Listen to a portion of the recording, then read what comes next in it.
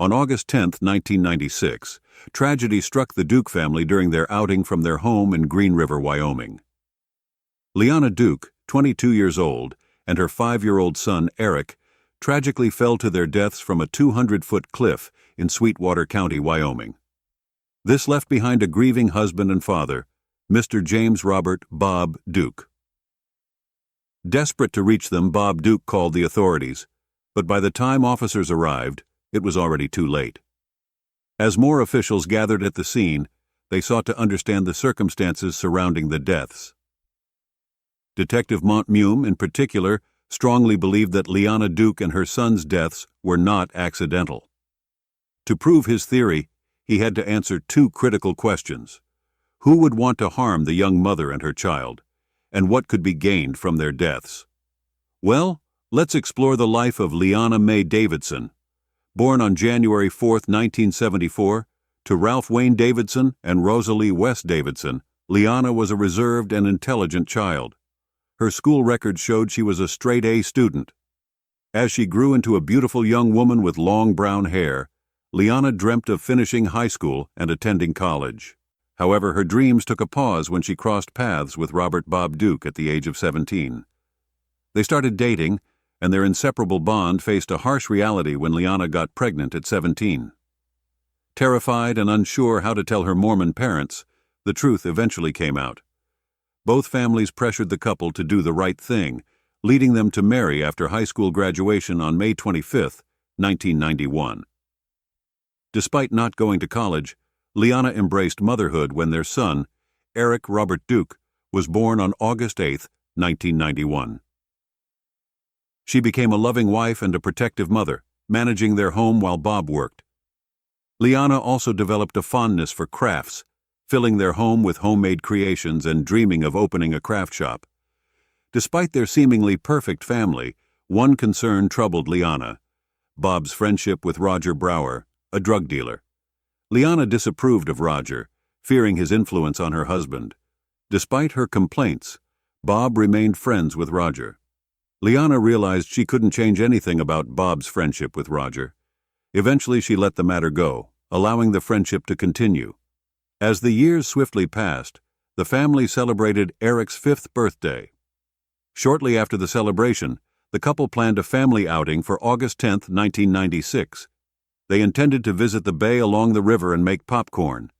Unbeknownst to them, this seemingly enjoyable family trip would soon turn into a tragedy. Lieutenant Kevin Alvester from the Sweetwater County Sheriff's Department received a distressing message on August 10, 1996. A man had called 911, reporting that his wife and child had fallen off a cliff. The call originated from Lost Dog Road, a dusty trail leading to a cliff named after a place called Lost Dog Road.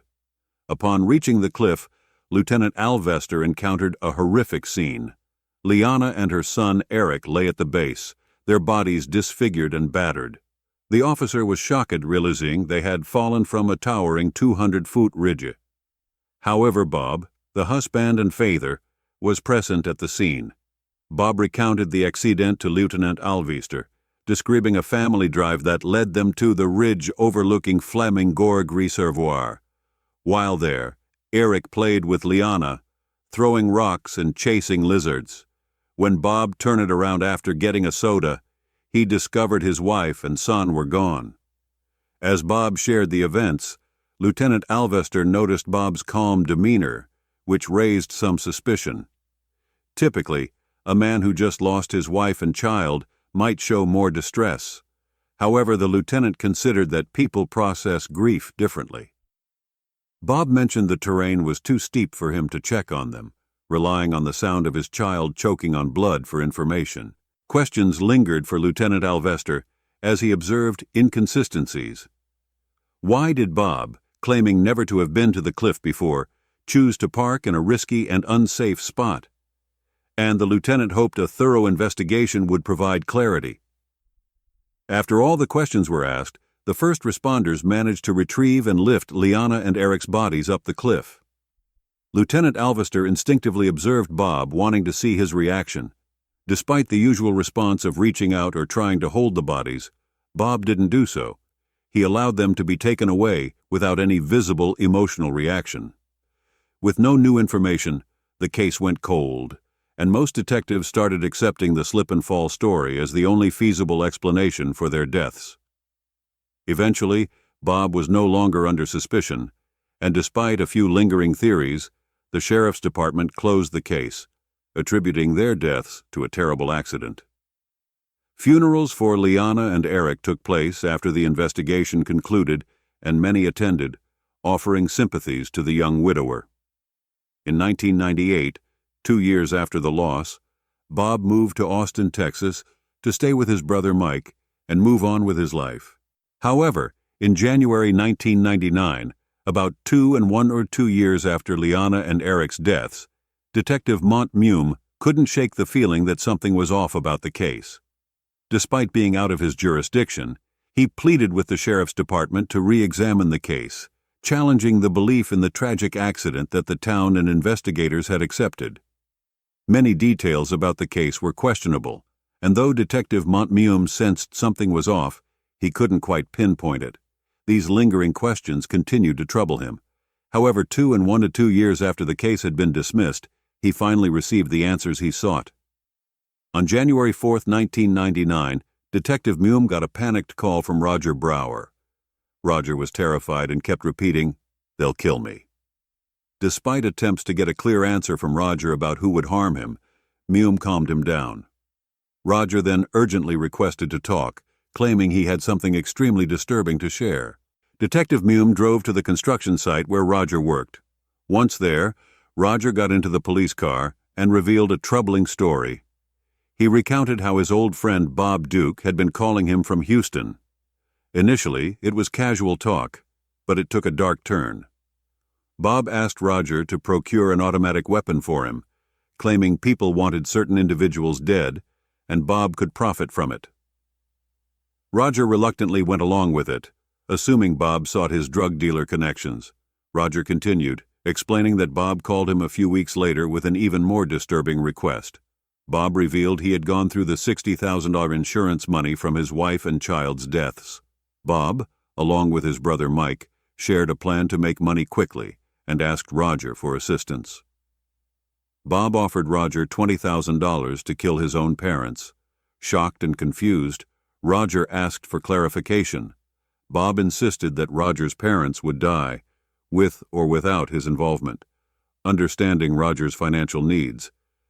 This revelation left Detective Mume stunned. It became evident that Bob had not only orchestrated the deaths of his wife and child, but was now plotting to kill his parents. Detective Mume, intrigued and alarmed, questioned Roger about how he knew about Bob's involvement in his family's deaths. Roger then proceeded to recount a disturbing conversation he had with Bob on July 21, 1996, during which Bob asked if he would kill his wife and child for $20,000. Roger initially thought Bob was joking when he mentioned killing his family, so he laughed it off, thinking it was just a movie-inspired fantasy. However, Bob was dead serious.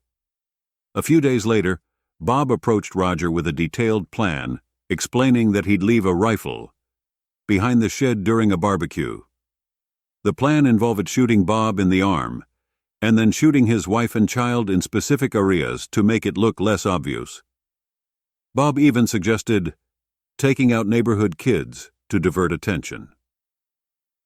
Horrified, Roger told Bob the plan was crazy, but Bob persisted, trying to convince Roger by promising to pay him with insurance money. Roger suggested that if Bob was unhappy, he should consider a divorce. Bob rejected the idea, fearing his parents' disapproval. After that conversation, they stopped discussing the plan, and 3 weeks later, Liana and Eric were dead. Detective Mume, stunned by Roger's story, couldn't believe that the person he'd been searching for was right under his nose. Without hesitation, he initiated a thorough investigation into Bob. After Roger's statements, Detective Mume involved the FBI. With Roger's help, FBI agent Todd Scott recorded a conversation where Bob was heard planning to kill his parents with a .22 caliber gun to cash in on their life insurance. On January 8, 1999, 25-year-old Robert Duke was arrested at his home in Houston. His 31-year-old brother, Patrick Mike Duke, was arrested minutes later at a business office. The recorded evidence helped the FBI quickly conclude the case. The brothers, wanting to spare their parents the anguish of a trial, pleaded guilty to conspiracy to commit murder. Bob Duke received a 10-year sentence, and Mike Duke received a 21-month sentence. The news shocked the entire town of Green River, and Agent Scott faced the difficult task of informing Larry and Roberta Duke that their only children had plotted to kill them. Despite the evidence, the parents refused to believe the FBI, claiming their sons were good boys wrongly accused.